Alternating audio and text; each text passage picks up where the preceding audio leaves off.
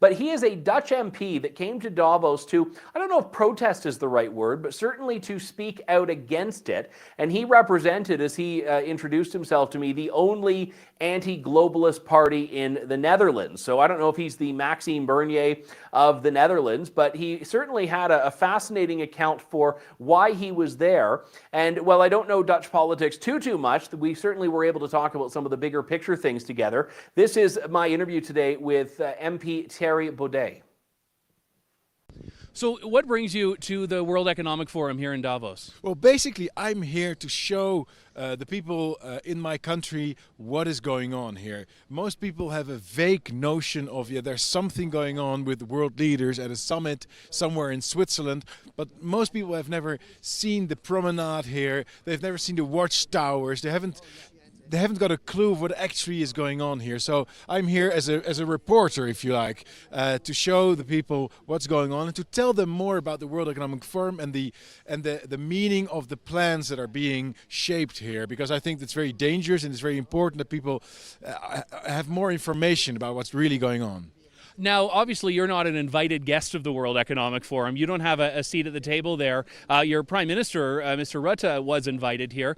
What is your view on the discussions that take place in there on behalf of the people of the Netherlands?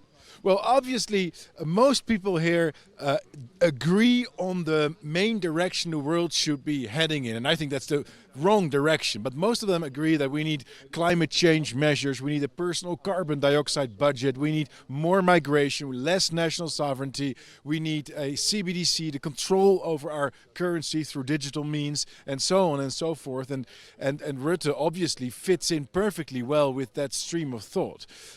It's my conviction that during the COVID situation, these globalist plans really came to the surface of general politics in our several nation states, and now they're going to try to push that through even faster and even harder, and that's why I'm here. And I'm not really disappointed not being invited, because all the things that happen on the main stage, that's live streamed. We can watch that from our homes. But what's happening here in the streets, in the cafes, that's where all the networking is happening. That's where they make friends. That's where the public-private partnerships take place. So that means that big government and big business are essentially in a merger now, and that's why they're all aligned, because the big companies make the money, the big governments provide all the immunity and the financial securities, and then both of them take control over humanity, and that's what's happening today.